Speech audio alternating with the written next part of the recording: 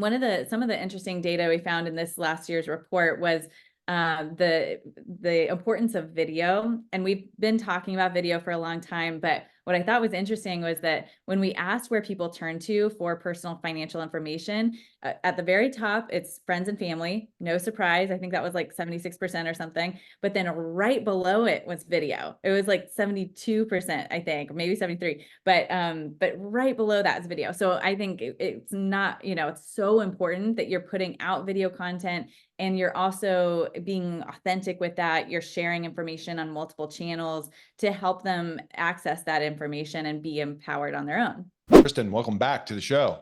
Thank you so much for having me. Excited to be here.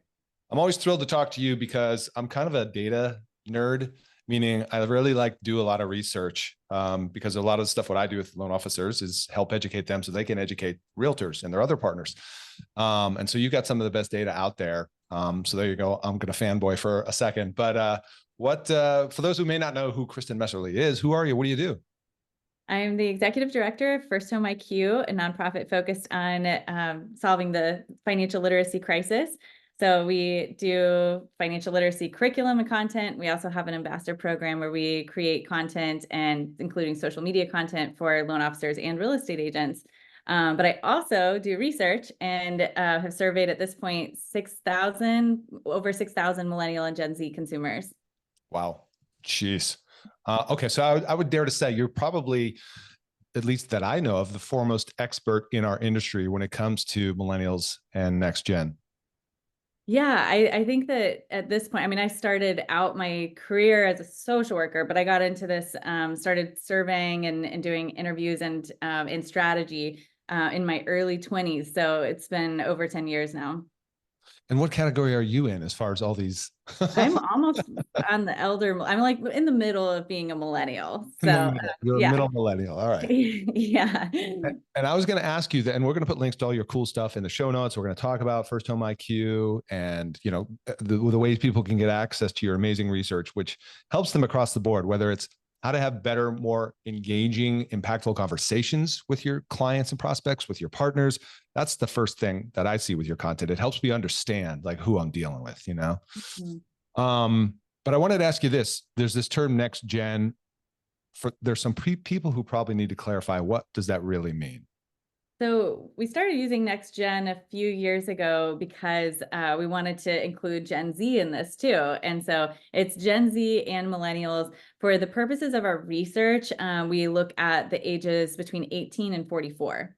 Mm-hmm. And then we segment it out and look at, the differences between older millennials, younger millennials, and Gen Z. So is that what we're calling Next Gen, 18 to 44? That's what we're calling Next Gen in our Next Gen research. Yeah. Okay, cool. Just want to make sure so everybody knows. Yeah, that's good. And this is quite a timely conversation considering what's happened in the last several days regarding the NAR law settlement. Yeah. I'm sure you've been getting a lot of inquiries and questions, and there's still some unknowns. And so we'll unpack that as well. But I want to just start with some of the key findings. Like what are the biggest headlines when you've got, your 60 seconds or you got your 10 minutes at the meeting and you're like, okay, here's the key things you guys need to know about next gen. Where do you typically go with that? The three big areas, one is trust. We've been looking at the development of distrust with millennials over the last 3 years. We started seeing this kind of creeping up where millennials and Gen Z are less trusting of professionals. And initially I thought this was just in the mortgage industry, and it's because, millennials entered adulthood during or right after the financial crisis. So there's just, that we were ingrained with this. But what we found was if you take a look outside of the industry, there's less trust in all different industries, from healthcare, media, across the board, government.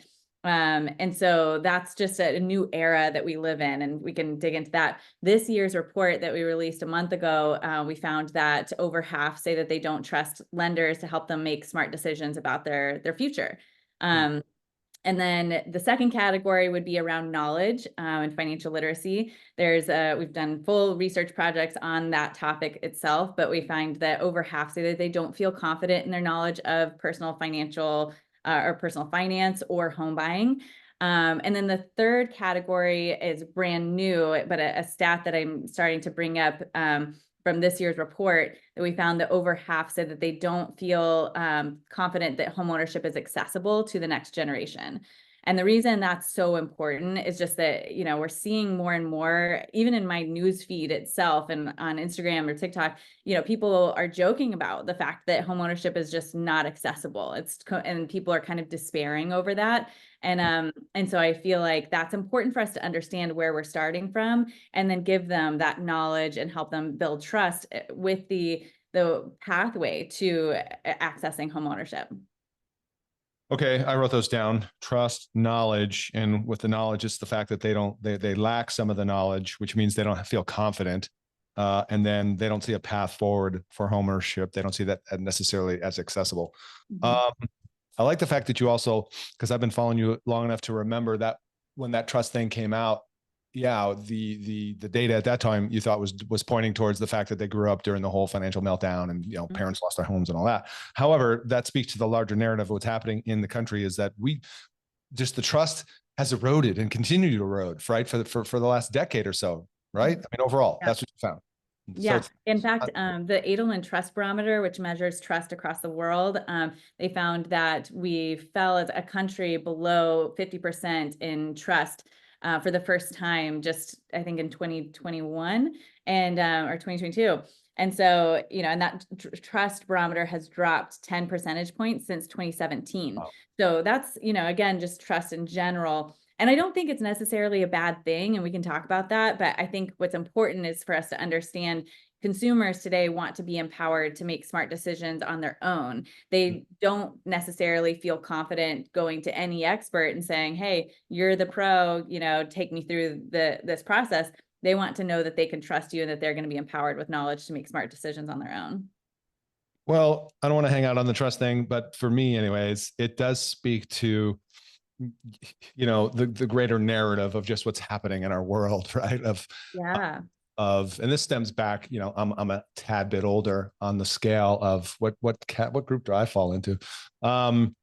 But the distrust has been eroding for some time, right? For all the corporate things that have happened back in the day. If you think of like the Enron days and the whole, any example you could give, the Bernie Madoff stuff, there's always some period of time and it's just continued to escalate. And now I think media has amplified that. So now we see all these cases of distrust like every day in our feed, and then you got like what is the phrase? Fake news, right? Like all this narrative about you can't believe shit anymore. Right, So, exactly. right? They're bombarded with that, and so of course you're not going to feel Right. confident in that level of trust, So therein, though, on a bright note, therein lies the opportunity, right? For us in mortgage and real estate, is that we need to understand this. And then what are some of the suggestions or advice you give, whether it's content, whether it's how they communicate, how people show up online in terms of becoming known or establishing that base of someone's trustworthy? Yeah. So here's the thing. I mean, to your point, in what feels like a very dark space for especially first time home buyers who are, that a lot of times they say they'll go online, they feel overwhelmed. They don't know, they don't have someone to turn to that they trust. But whenever they find someone that they do feel they could trust or they could have a conversation with, that's a bright light in what feels like a dark space. So then you end up being not only someone really important to that consumer, but you're also getting all of their referrals. So that's a huge shift that you have the opportunity to access. But then from there, some of the interesting data we found in this last year's report was the importance of video. And we've been talking about video for a long time, but what I thought was interesting was that when we asked where people turn to for personal financial information, at the very top, it's friends and family. No surprise. I think that was like 76% or something. But then right below it was video. It was like 72%, I think, maybe 73. But right below that is video. So I think it's not, it's so important that you're putting out video content and you're also being authentic with that. You're sharing information on multiple channels to help them access that information and be empowered on their own. Well, sure, because video is like the next best thing to being in person, right? And video, there's so many nonverbal psychological cues that help you build trust and all that stuff.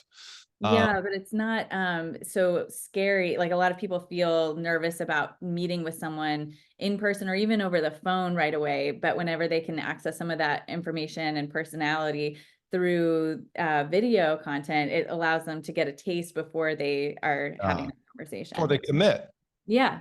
to, Yeah. to the meeting, the call, the Zoom, whatever.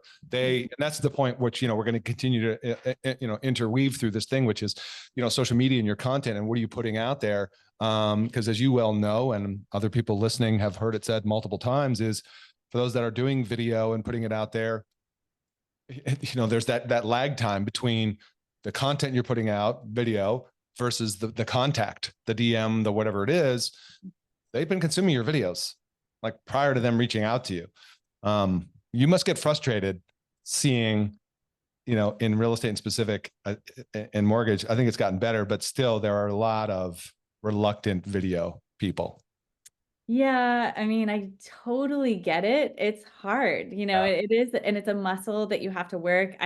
I kind of took a break from that myself, and whenever I was going through the transition and building the nonprofit, and it's I'm like, last night I started putting together, grabbing some video, and I was like, ah, this is hard work, and It it's is. not something that you just it feels supernatural all the time. So that's funny coming from somebody, quote unquote, on the younger of the spectrum, because that's the argument that, I know I've heard for some time is like, oh, it's, the under 40 group, it's natural for you to pick up and talk to this phone. You know what I mean? For you. Do Yeah. you not agree with that? Do you think that's very situational? Maybe it's my personality. I do think it's a lot easier the younger you are. But me, I don't know. I feel like Yeah. I think it's very easy to get on a video call, and I think it's Right. gotten so much easier for everybody to get on a video call. And certainly watching video content, but to create something that you're putting out there, it seems to be so natural for someone who is like born into that. But I don't know, maybe it's because I'm on the elder millennial side. I don't know, but maybe, but it is something, and I as well have struggled with. As a matter of fact, you and I mentioned Jordan Nutter a moment ago. I had her on the podcast, and she kind of helped me make a shift in my brain because she put it back on me with podcasting. She said, because let's face it, I've had some fear and like the whole judgment. I don't want to look bad. All the usual noise. And she's like, well, if somebody came to you and asked you for advice on starting a podcast, would you feel reluctant to share that information? Mm. No, I haven't thought of it like that. Right. Mm. So anyway, I think we just need to break through that and get to it. It is something, I mean, people ask me a lot about, am I nervous when I speak or things like, Yeah. Get on stage. And I used to be so nervous. I would, be sick before going on stage and just like shaking. And now it feels very comfortable. But when I have a break from it, if I haven't been speaking for a bit, I do get a little bit more nervous when I get on stage. So it's something that has to be consistent. Got to do the reps. Yeah. All right. So another interesting stat though, is YouTube is the top social media platform for millennials and Gen Z. I was curious on and I hate putting people on the spot, but if you know what the spread is on that or the delta is in terms of platforms they go to for that research, because you put YouTube, but what, you know what I mean? What is as compared to other platforms? So yeah, YouTube is at the very top for both millennials and Gen Z. For millennials, then it goes into Facebook as number 2, which I thought was really people must hear. I know you've said that multiple times, and I'm like, people must hear that and go, "What?" I know. I mean, I'm surprised too, but it comes up consistently. This has happened on multiple years reports, and this one was 1,000 millennial and Gen Z across, dispersed correctly or whatever, and it's yeah. And then Reddit was something that came up, and then Instagram and TikTok. But yeah, for Gen Z, TikTok comes up number 2, which is less surprising, and then Instagram, and then Facebook and Reddit. But I'm surprised Facebook shows up at all. And I actually Amir Syed has been coaching me on, just with launching First Home IQ, and he's talking to me about my social media and creating video content. And he's like, you got to be on Facebook. And I get that's where the industry is, but it's where everybody's at, and I'm like, I don't want to check my Facebook. I don't even want to get on there, but I got it. That's where the community is. So we got to be there. Yeah, this is everything we're saying. The thread through the video is difficult. I don't want to check my Facebook. The social media is noisy. It's all the things we say about the complaints and the bitching and the moaning. Yet it's a necessity and a requirement, I think, in our industries anyway, if you want to remain relevant today. Yes. So definitely. Yeah. embrace suck, right? Yeah, and I think, you can have it will become more fun. I mean, just like Yeah. going to the gym or something like that. At first it sucks and then it becomes kind of you enjoy it, and because you start seeing this community building and the engagement you get with that's meaningful. I think as long as you keep it meaningful and you're putting your values forward, you're leading with education, for instance, you're sharing information that is truly helping people. For Mm. me, that's when I'm like, okay, this feels good. I'm not wasting time on there. And I'm sure you need to put, serious boundaries around it, to make sure that that's quality time spent. I think that's also another secret. You said sharing information and being helpful. That's a little secret trick or hack. Um, I have this saying that if you show up to serve, you can't lose, because you're coming from the right place, which means the message is going to be more authentic and the whole point being is like, you shouldn't be showing up to sell on social media, right? Yeah. Yeah. Yeah. We're long past that time, I think, where it's a selling platform. Like this is it's always been, but definitely more important than ever that you're showing up, bringing value into your community, and you're showing up as yourself. I mean, people see through disingenuous posts or corporate feeling posts.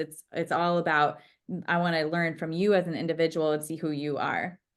Well, then, can you give any quick tips on types of content you think, because you see a lot of originators and realtors, what do you think would be some suggestions there for them?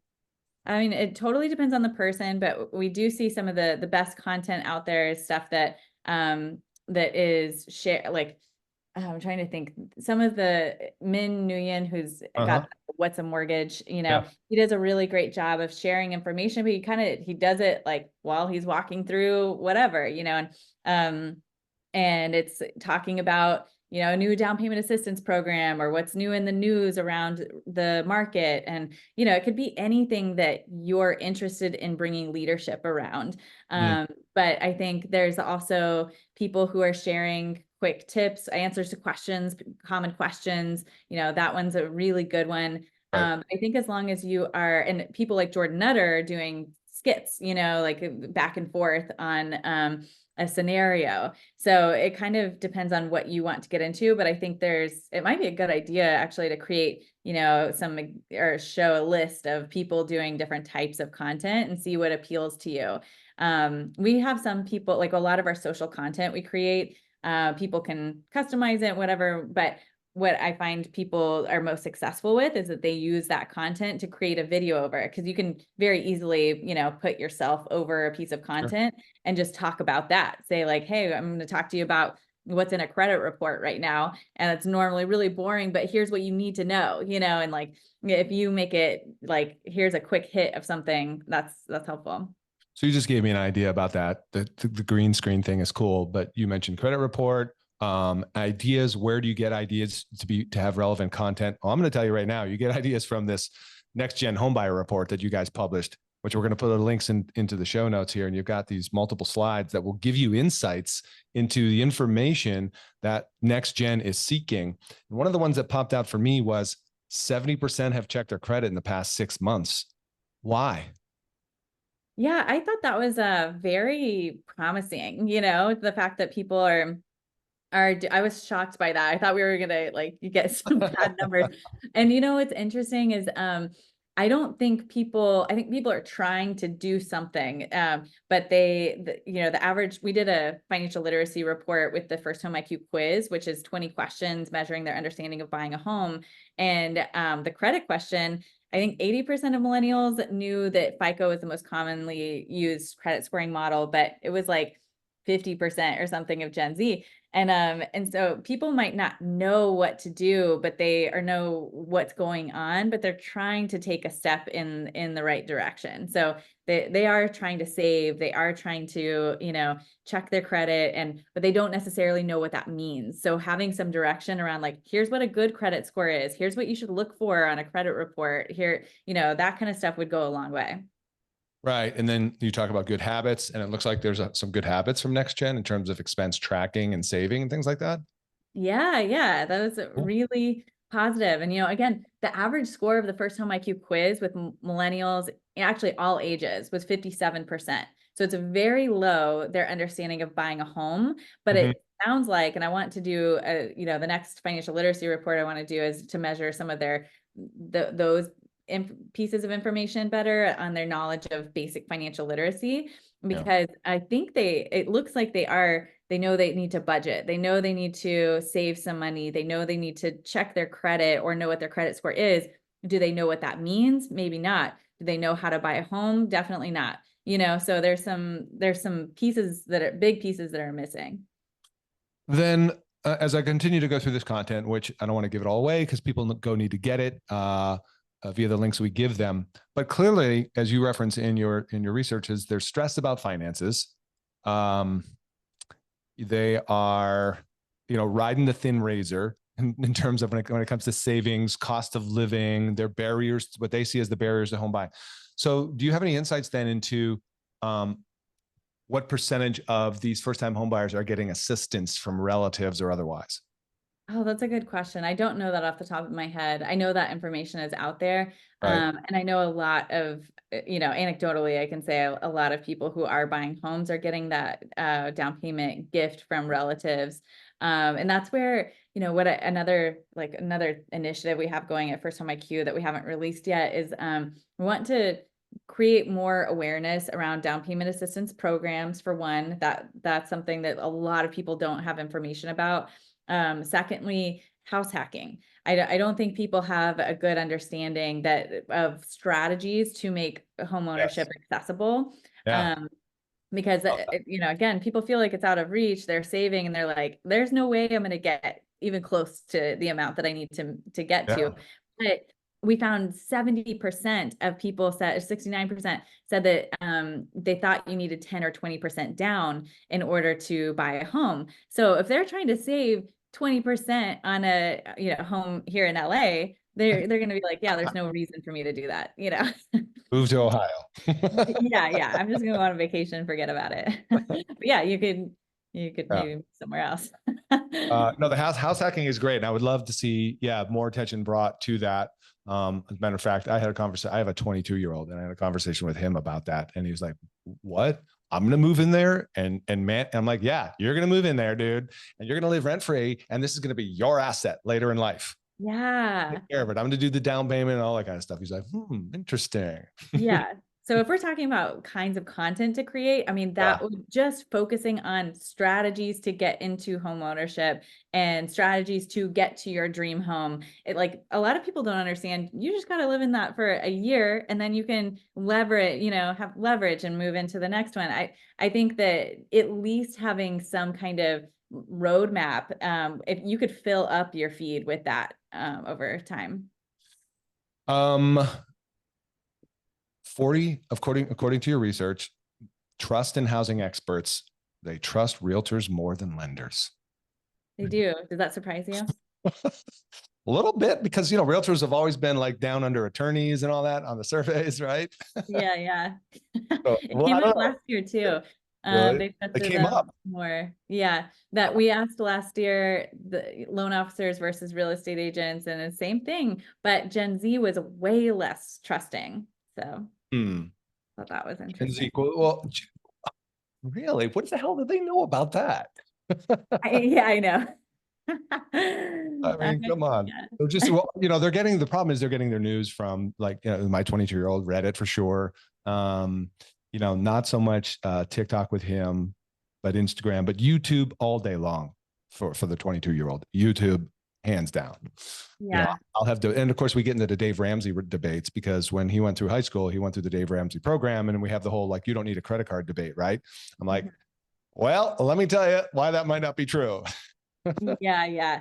That's interesting. Yeah, I actually at first I was like, okay, YouTube, everybody's going to YouTube for this information. And then I started Right. thinking about anything, like as soon as my, faucet or my dish Uh-huh. disposal thing broke, where am I going? YouTube. Like, Answers. you go there for any question you have. Right. And so yeah, I think that's it's something, but anyway, back to the real estate versus Yes. Yeah. agent Sorry. versus LO. that was a really big gap between millennials and Gen Z in terms of that trust. And Mm, I would be really curious to see if the NAR news mm. influences that in any way. Just because it's bringing some awareness. I've had a lot of friends be like, hey, I want to talk to you about this. There was a New York Times daily episode about it, and I don't understand what's going on. And so there's kind of more, I don't know, thirst for knowledge around that. Well, I'm glad you transitioned to that because we'd be remiss if we didn't bring that up briefly right now, because that is on everybody's news feeds, and most of it's completely inaccurate and clickbait headlines and false. I don't know if you've read much into the documentation around the settlement. Not yet. That's like, yeah, on I my list have. to do. So yeah, Um, that's why I was up so early this morning, as I had to be on a bunch of calls and conversations. Plus, I'm just learning and consuming. And so the NAR also has a Q&A document, which is a summary of the lawsuit and settlement. Instead of 108 pages, it's 12 pages.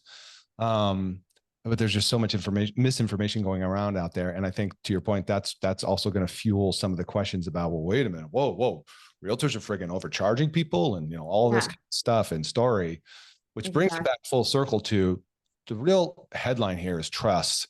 And how do you be seen as the trusted advisor, right? Yeah. And I think, community leader is a Mm. phrase that Dave Savage and I have been using, and I've been hearing him speak to that related to the settlement. And like, how do you set yourself up as a community leader, both to consumers and to your partners? Whatever that looks like, it means, bringing education, bringing resources, showing up. And so it's not a time to be silent, I think, on Right. that. It's a time to really, everybody has questions about it, and how can you bring value and resources as a leader? Well, my immediate idea, my first kind of thoughtful instead of emotionally knee-jerk response to the whole thing was empathy. This is speaking to loan officers on behalf of realtors.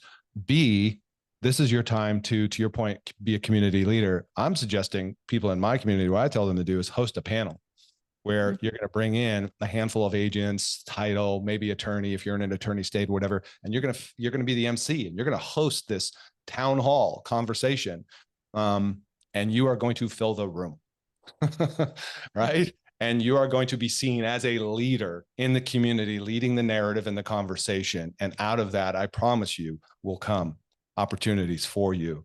But I think that's one of the opportunities of a community leader is you need to control the narrative a little bit instead of the media controlling it.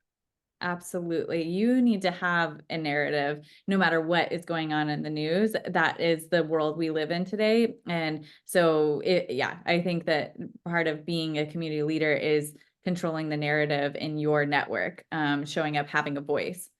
Yeah, and on that note, I want to get this in if you don't mind. Yeah. In this whole NAR conversation, I don't know if you're familiar with 1,000 Watt Consulting. Yeah, I just met with Oh, you their did, CEO. Brian? What was that? Brian Barrero or somebody else? It was somebody else. He was You'd love them. They're a great data research firm. incredible. Yeah. Yeah. And so this was part of my post the other day where they had this, and I've got the printout right here in front of me, but they surveyed 1,000 people who knew about the lawsuit situation with the NAR and the buyer agent compensation. The question was 1,000 people. If you're buying a home today and your budget was $500,000, how much would you be willing to pay for these services of a real estate agent to guide you through the process? 37% said 10,000. Wow. That's 2% of the purchase price, Yeah. which is roughly the standard buyer agent compensation anyways. Yeah. 15% said 12,500 and on and on. But the point being is, and I was on a Tom Ferry webinar earlier today, and there's lots of data because people start freaking out. Oh my God, how the buyer's agent's going to, and the buyers aren't going to be able to have the money for it and all this kind of stuff. So setting aside VA and FHA for the moment, people believe and people want, I don't have it handy right now, but Tom Ferry's data reiterated, in Keeping Current Matters, reiterated people want buyer representation as a buyer, and they're willing to pay for it, So, and then without getting into the NAR logistics of how that actually gets all worked out right now, for those listening and aren't aware, the settlement does not say buyers agents are not permitted to be compensated. It does not say that. Mm, right? It just says it's not allowed to be published in the MLS. mm, Very simple layman's term of that. There are other ways, phone calls, text, your own brokerage website that has your own listings that you can publish that. But what the DOJ was really trying to do, I'm going to geek here for a second, was they were trying to bring transparency and price fixing, remove price fixing, because the assumption for so long was, hey, your compensation is in here. It's 2.5%. It's 50% of the listing price, whatever. And the DOJ, a lot of different reasons why they got their hand in this thing, but they thought that that was not in full transparency to all people in a transaction. So there you go. Any comments about that? Yeah, no, I mean, I think that while people say that they don't trust the expert, and so that's going to be leading into this, they also don't trust themselves. So that lack of confidence in their own knowledge of the home buying process was very clear and has been continually evident through all of our research. And I think, they are starving for someone to help to represent them. They want that. They just want to know that there's transparency. They want to know that it's fair. And so I think, putting some structure and language around that is going to be important. And again, like showing up as a leader to be, to show them that you're on their side is going to be really important. Yeah. Okay. For the few minutes we've got left, let's talk about this cool thing you're doing called First Home IQ. What do you want to tell us about that? Because you are looking for some people to help carry the message, right?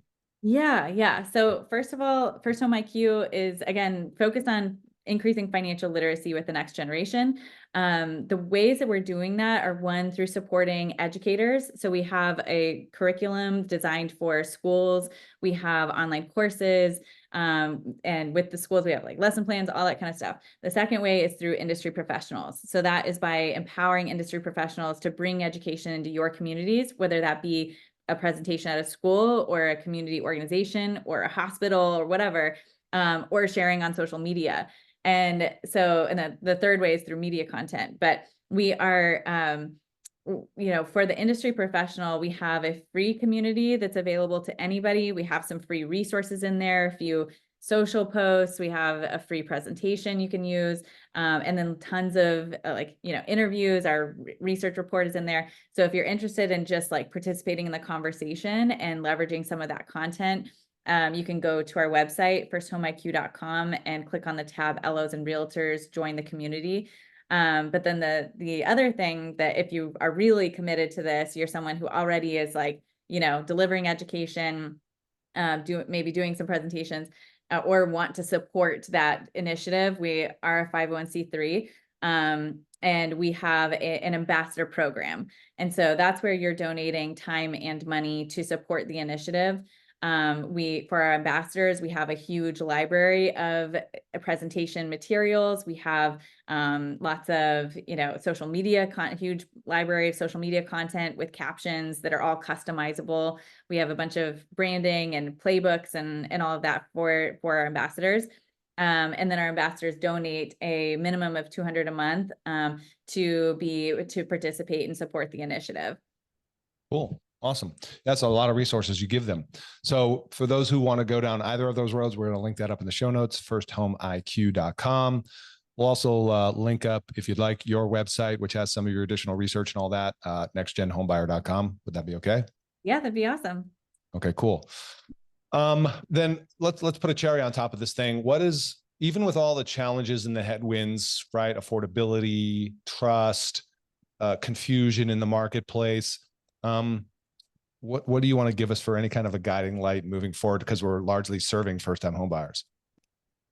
Yeah, the biggest thing, I guess I've already said, but, leading with education really supports all of those areas. I mean, from the accessibility standpoint, there's a just general like feeling that, all the media content we digest as consumers is telling us we can't buy a home. So we need you coming in, giving us real strategies around how we can buy a home, and I mean, I live in LA, and the affordability is a real challenge, but there are pathways to getting there. And I think we need to hear more of that. So, and then of course that helps with our knowledge and builds trust as well. Awesome. Well, once again, this has been an inspiring conversation. I love your data, love how you're educating the community out there. So thank you for making time. Great. Thank you so much for having me.